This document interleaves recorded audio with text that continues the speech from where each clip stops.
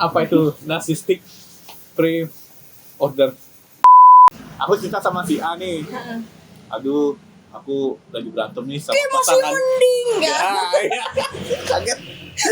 So if someone put something on the table, kamu nggak perlu loh Iya. nuangin apapun yang kamu punya. Iya, Padahal mungkin itu adalah kepercayaan diri yang sehat. Iya, dia kan tidak Iya, mengganggu iya, orang lain. Dia kan nggak ganggu. Kecuali lagi foto temannya dikeplak dan belakang. Itu abusive. Yang lucu-lucu pokoknya. Memes, apapun itu. Opera Van Java. Opera Van Java. Oh, I love Opera Van Java. Tora Sudiro, I love you. Extravaganza itu. Halo semuanya, kembali lagi di obrolan dua sekawan, dan kali ini tentu saja bersama aku Bayu dan sebelah saya ada. Kenvil. Oke, jadi kita akan membahas tentang NPD. Jadi kalian tahu NPD nggak? Atau mungkin Miss Gende tahu NPD nggak? Kalian tahu nggak? NPD. Panjangannya dulu ya. Iya. Narcissistic Personality Disorder. Apa itu? Jadi NPD. Iya benar lagi. Nah, Iya. Jadi apa itu narcissistic pre-order? pre-order 5 hari Kak, dikirim dalam 1 minggu. Apa kepanjangan NPD? Narcissistic Personality Disorder. Yes. Itu apa? Jadi itu adalah pola kepribadian. Pola kepribadian yang seperti apa? Pola kepribadian yang cenderung membuat orang itu menjadi merasa besar. Amen. Saya besar. Amen. Merasa besar. Maksudnya Hmm? nggak cuma sekedar sombong ya, Pak. Nggak cuma Iya. sekedar sombong, nggak cuma sekedar berbangga diri, tapi itu konsep dan pola memang yang berulang terhadap kepribadiannya. Jadi dia merasa ya aku nih si paling gitu. Oh, NPD itu berarti si paling. Ya si Si paling. paling hebat, si Si paling paling hebat. pinter. Dalam kehidupannya Miss Gian nih, di kerabat atau di keluarga mungkin ada nggak? Di keramba. Kerabat. Kelamba pancing. Maaf. Ikannya NPD. Itu adalah sinyal. Kalau di kerabat ya. Ada lagi. Tapi kan kita nggak lagi ngomongin apa ya, label klinis ya Bay, sebenarnya ya. Cuman karena kita tahu pengertiannya NPD itu apa dan ciri-cirinya apa. Nah, ciri-cirinya apa dulu? Ciri-cirinya. Selain tadi yang merasa si paling. Si paling oke itu dia ini lack of empathy, tapi dia konsisten gitu. Konsisten, tidak berempati gitu. Atau sedikit atau tidak sama sekali gitu. Berempati ke orang. Iya, berempati ke orang. Berempati ke batu. Enggak, berempati ke orang. Contohnya gimana tuh? Contohnya ya kalau misalnya ada temen ya, for example, ada temen yang cerita nih Bay, nih ya temen curhat nih, ini paling sering di tongkrongan. Misal dia tuh put something on the table, misalnya, misalnya nih dia ngerebus mie ya, misalnya ini analoginya mie, ngerebus mie, terus abis itu mie-nya tuh nggak ada bumbunya, nah mie-nya tuh nggak ada bumbunya. Bayu tuh punya 2 pilihan, ini ada Bayu nih ya di sini, Bayu tuh punya 2 pilihan, apakah menuangkan bumbu dan mungkin add some condiments buat dia kayak bakso, sosis, rumput laut atau apapun itu, telur 3 misalnya, Ribet. atau ya Bayu taruh mie juga di sebelahnya tapi dengan bumbu yang sudah lengkap, kondimen yang sudah lengkap, banyaklah pokoknya toppingnya, and then Bayu makan di samping dia gitu. Aku ya. Terus habis itu dia ngomong, ini dong, miku dong, enak nih miku daripada mimu mana bumbunya, kok nggak ada bumbunya, kok nggak ada rumput lautnya, Gitu, kayak gitu. Jadi sebenarnya kan orang tuh kan punya pilihan ya, selalu punya pilihan untuk tidak jadi si paling itu di tongkrongan. Cuman ya memang karena lack of empathy aja, jadi dia memang ya selain tidak menolong, tidak suportif, dia membandingkan sama punya dia, numpuk gitu loh. Kalau yang paling atau yang contohnya gini, kalau aku misalkan lagi cerita sama si A nih, si A. Bentar ya, episode kemarin. Itu pun disensor. Jadi suara kambing ya. Jadi aku cerita sama si A nih. Aduh, aku lagi berantem nih sama Masih pasangan. mending Ya, nggak? ya. Kaget. Itu kaget beneran. Belum cerita. Udah sih paling penting. Ya itu. Kayak gitu ya. Kayak Contoh, gitu. contoh nyatanya ya. Iya. Aku pernah nonton satu reels ya. Itu tentang orang dewasa. Si paling nonton Reels. Si paling nonton Reels. Aku juga nonton Reels. Teman-teman di sana juga nonton Reels. Jadi aku pernah nonton reels Iya. yang isinya itu orang dewasa mewawancarai anak kecil. Mungkin nanti aku share ya. Jadi di situ itu si anak kecil itu mengajari si orang dewasa ini. Anak kecil itu bilang kayak gini, kamu tahu nggak kalau misalnya ada teman yang cerita kalau dia lagi liburan, aku tuh paling nggak suka kalau misalnya ada teman lain yang cenderung bilang, misalnya nih si anak itu yang cerita itu bilang, aku kemarin liburan ke Hong Kong gitu misalnya. Aku iri. Kemarin aku liburan ke Hong Kong. Aku main sama orang tua aku, bla bla bla bla bla bla. And then ada anak satu lagi, oh kamu ke Hong Kong, aku ke London kemarin, bla bla bla bla bla. And then si anak yang diwawancara itu bilang, aku paling nggak suka tipe anak yang seperti ini. Harusnya dia nanya, oh di Hong Kong ada apa aja? Oh kamu ngapain aja sama orang tuamu? Wah itu keren banget sih di Hong Kong, pasti seru ya di Hong Kong. Gitu. So if someone put something on the table, kamu nggak perlu loh nuangin apapun yang kamu punya. Kamu boleh jadi pendengar yang bagus dulu, kamu boleh menyimak dulu, and then kamu put something to trigger the memories itu. Jadi orang itu ceritanya lebih ke kamu kayak gitu. Orang kan pasti bakal major turn off ya, baik kalau misalnya kamu cerita, and then orang lain itu menimpali, tapi bukan tentang topik yang kamu buat, bukan topik yang kamu ceritakan, tapi malah put something else lagi gitu. Nambah hal yang baru. Namanya juga ini ya self center ya. Self center yang berlebihan. That's it. Itu menurut aku percaya diri yang tidak sehat sih. Seperti itu. Terus menurutmu yang sehat itu yang kayak gimana? Ya percaya diri kalau gini. Orang itu sebenarnya percaya diri itu ya Bay ya, tidak dengan comparing themselves to other people. Oke. Harusnya orang percaya diri itu ya kalau misalnya orang lain cerita, kalau misalnya dimintai pendapat baru dia jump in. Kalau misalnya enggak ya udah. Percaya diri yang sehat itu not about you and other people. Bukan kayak gitu. Enggak harus merasa lebih baik gitu loh jadi orang lain. Kita kan harusnya merasa lebih baik sama diri kita yang kemarin. Iya betul. Ya, Anjay. What's Gentil 2026. Enggak itu kuat semua orang. Terus saya lagi ngutip tapi lupa dari mana. Kayak gitu. Si paling aku lah. Aku nih gini, aku nih gitu. Dulu ya waktu aku SMP sampai SMK ya, yang aku tahu narsis itu adalah orang yang sering selfie. Yang sering kalau selfie, kalau fotografi pun dia tuh paling banyak gaya. Enggak gaya enggak cuma gini. Dia enggak cuma gini. Sampai ada gini. Kayak gitu ya.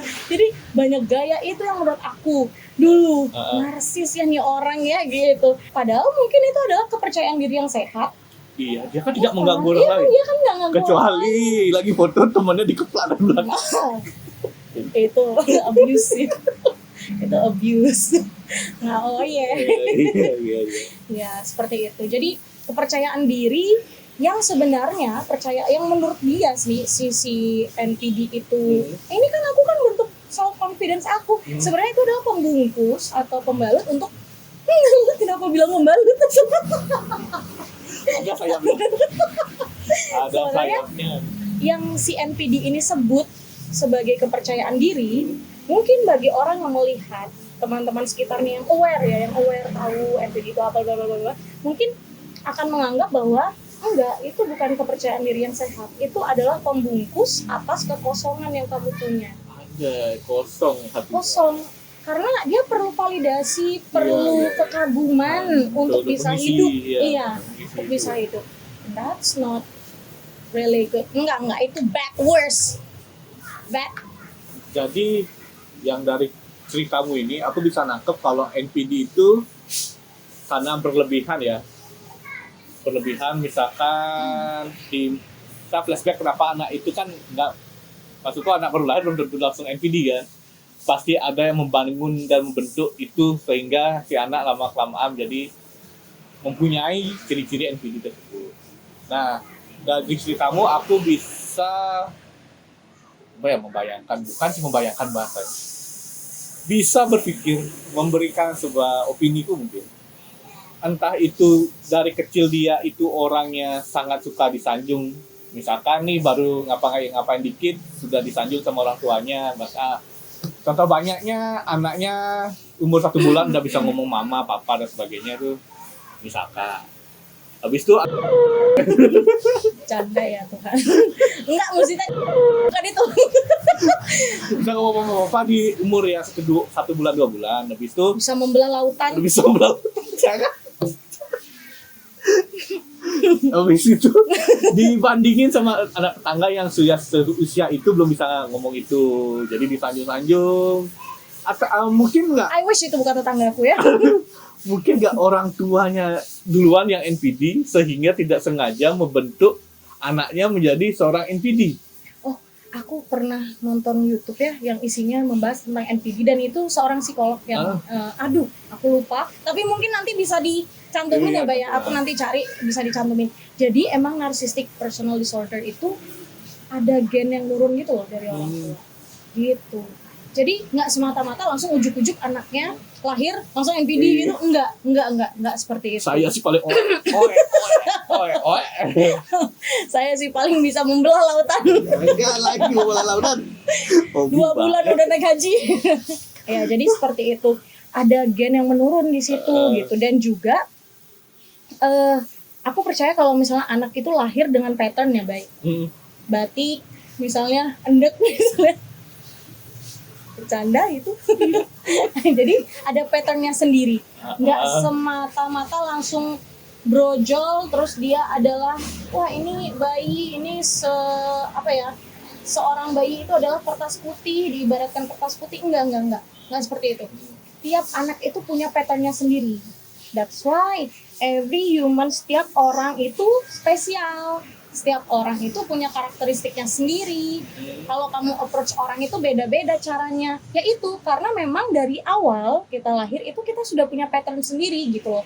Jadi meskipun orang tuanya, misalnya ya, orang tuanya itu adalah tipe orang tua yang rajin mengapresiasi, rajin menyanjung si anak. Untuk anak yang mungkin patternnya sudah bagus ya dari sananya dan orang tuanya tahu bahwa ini pattern anaknya bagus gitu, itu tidak akan berhasil menjadikan anak itu tumbuh sebagai anak yang penuh egosentris dan self-centered. Seperti itu. Makanya begini, ada anak yang dipuji sama orang tuanya, sering dipuji sama orang tuanya, maka dia akan menjadi anak yang egosentris, terus anak yang self-centered, anak yang mungkin narsistik ujung-ujungnya ya, dan suka merendahkan orang lain mungkin karena dia merasa dirinya si paling wah karena dipuji oleh kedua orang tuanya. Ada juga anak yang memang dari dulu pintar, sering juara umum, sering dipuji sama keluarganya, dia jadi agak minder di luar. Kenapa tuh? Sepengalaman Anda tadi. Dia sih kamu ceritakan kehidupannya guys. Aku baru tahu. Jadi agak minder di luar karena saat ngomong sama orang jadi kayak gak nyambung. Kamu terlalu bodoh buat saya gitu kan? Enggak. Enggak. Jadi agak apa ya? Setiap kali ngomong apa, itu orang bakal cepat tersinggung. Itu susah sekali loh untuk aku ya menyesuaikan supaya omongannya tadi menyinggung semua. Kok bisa-bisanya dia dengan gampang ngomong untuk aku orang yang mulai tersinggung. Jadi emang gampang banget bikin orang tersinggung jadinya. Jadi kayak public enemy gitu loh. Iya, dicap sombong, dicap nggak bisa bergaul, dicap apa ya? Iya. Uji botol emang. Bukan. Gimana? Jadi susah banget. Dulu aku anaknya kaku sekali karena bibi bubuk. Jadi karena aku nggak ngerti sama joke orang. aku nggak ngerti ini apa sih yang Diomongin. Iya, diomongin. Jadi aku tuh lambat laun baru belajar bahwa oh iya, tiap orang itu nggak semuanya harus pintar di akademis. Semua orang itu punya ya Kepintarannya betul, tersendiri. betul. Aku baru sadar itu setelah aku SMK loh. Sangat lama ya, sangat lama. Aku udah tahun udah ngerti sih itu. Dan haji juga. Bisa ngomong sama hewan nggak? Bisa. Masuk Sama perut paus bisa. Terus keluar lagi, bisa nggak? Bisa nggak? Ilmuku belum sampai. Cuma sudah mengerti di umur 2 tahun tuh, oh semua orang punya potensinya masing-masing. How can? Ada orang balapan.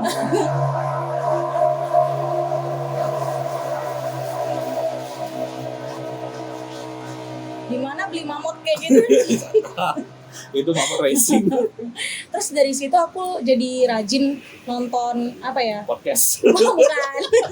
Nonton ini loh, nonton yang lucu-lucu. Yang lucu-lucu pokoknya. Memes, apapun itu. Opera Van Java. Opera Van Java. Oh, I love Opera Van Java. Tora Sudiro, I love you. Extravaganza itu. Ya Allah.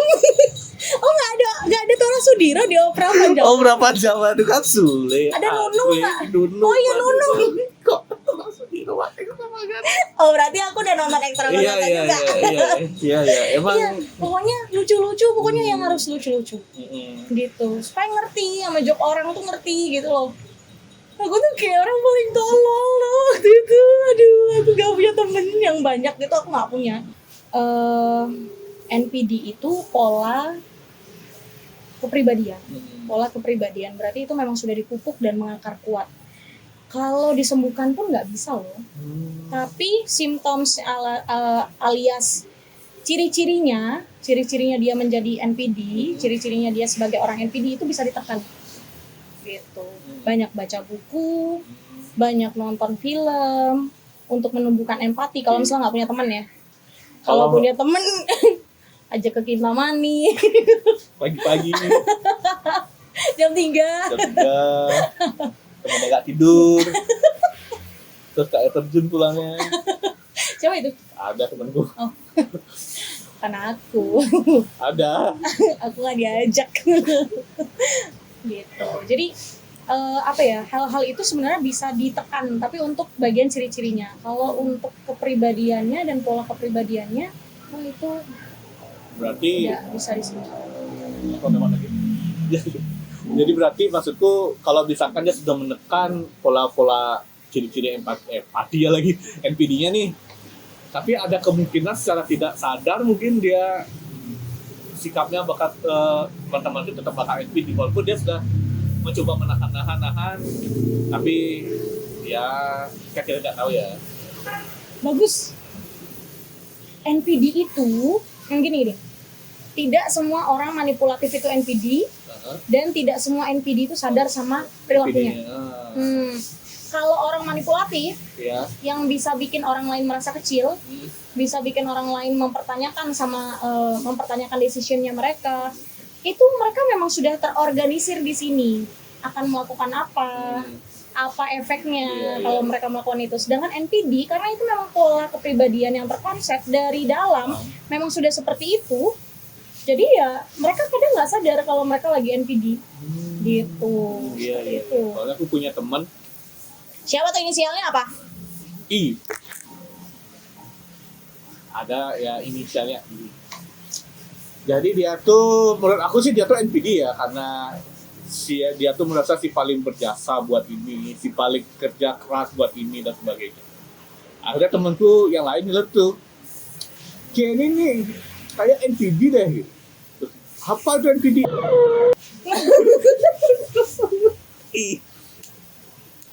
Mulut Anda bisa gak sih? Jangan nyusahin editor. Nanti aku mau ini suara Paulus ya, bisa kita ganti suara Paulus. Iya. Ya jadi seperti dikasih tahu, kayak itu NPD dan sebagainya. Nah si ini apa itu merasa tidak tahu. Akhirnya nggak sengaja di pencarian komputernya kelihatan sampai muncul. Apa itu NPD? Saking dia tidak tahu dia tuh NPD. Oke. Padahal Aku orang-orang lihat dia tuh, iya bener, merasa matahari itu di atas kepalanya dia, bukan? panas anjing bajingan kamu. Lagi benar. Editornya capek. Jadi aku tadi tuh mau bilang kalau misalnya ada dua kemungkinan Bayu. Yang satu bisa aja dia sebenarnya udah belajar tapi nggak memperdalam itu. Yang kedua ya emang dia nggak tahu gitu karena kan dia nggak sadar melakukan itu. Ternyata dia emang nggak tahu dan ya nggak sadar. Oh itu tergolong ya. Jadi sebagai penutup, aku mau nanya. Ini pertanyaannya kayaknya bagus. Buat penonton di rumah, apa yang harus dilakukan ketika kita punya teman satu tongkrongan yang NPD, tapi kita nggak bisa buat ngejauhin dia? Entah mungkin karena sudah dekat dari dulu, atau mungkin emang dia ada berjasa secara nggak langsung buat hidup kita. Tapi lama-kelamaan ya kita jengkel kan? Nah, menghadapi itu gimana? Aku pernah punya kasus kayak gitu kan. Iya. Di sini. Tapi ini jadi saksi. Kalau untuk aku ya, secara pribadi, gimana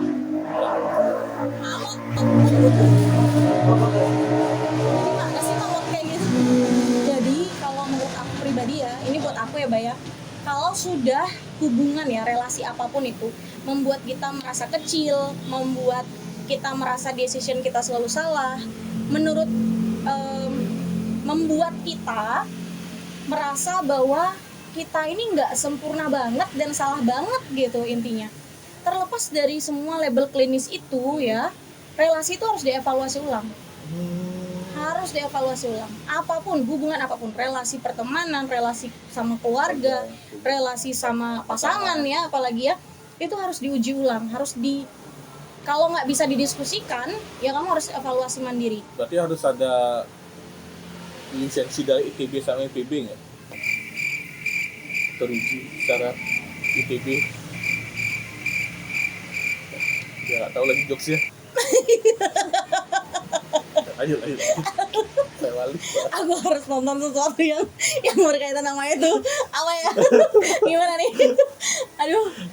Aku nggak kaku kok guys, cuman aku nggak ngerti aja apa yang itu. Itu kudu banget sih emang. Kamu tahu Pure It? Tahu. Nah itu dari Uji secara klinis kan ya. Ada nyebut nama ITB dan itu nama kampusnya. Lucu itu. Udah apa sih? Lanjut.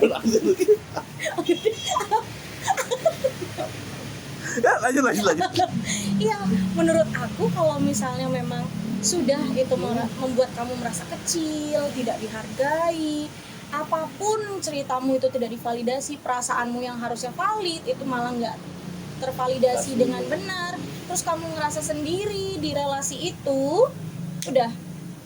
Kalau aku sih cut off. Kalau orang mungkin bisa ya untuk mendiskusikan itu terlebih dahulu. Kalau memang tidak ada jalan keluarnya, ya udah. Kamu harus tarik diri. Kamu harus menghargai dirimu sendiri lagi kan. Ya siapa lagi yang tidak menghargai diri kita? Gimana? Siapa lagi yang bukan menghargai diri kita kalau bukan diri kita sendiri? Siapa lagi yang menghargai diri kita kalau misalnya bukan diri kita sendiri? Iya, sama aja sih. Iya. Ya seperti itu sih, bye. Ya, segitu dulu obrolan kami berdua tentang NPD. Mungkin kalau punya teman-teman yang punya teman NPD juga bisa tulis di kolom komentar, atau mungkin yang ada cerita bisa tulis juga di kolom komentar, nanti buat kita bacain. Thank you semuanya dan sampai jumpa, bye bye.